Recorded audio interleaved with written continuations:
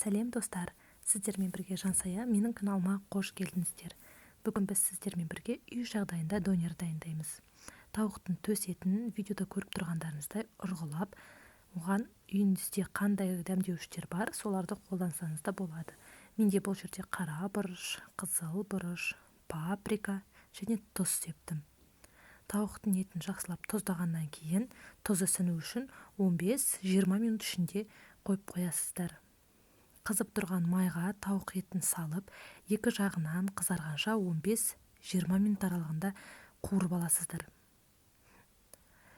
Келесі лавашымызды алып, кетчуп, майонез, картошка фри, тауық етін, қызанақ, қияр, қалауларыңызша ірімшік сепсеңіздер болады. Осылай бірнеше рет қайталап салып аласыздар. Картошка фридің рецептісі менің каналымда бар. Жақсылап қарап шықсаңыздар болады. Қызып тұрған табада май құймай, тек қана екі жағынан лавашымыз қызарғанша қуырамыз. Сіздерде егерде грильница болатын болса, сол грильницаға немесе вафельницаға қойып шамалы қызартып алсаңыздар болады. Донер дайын, ас болсын. Рахмет.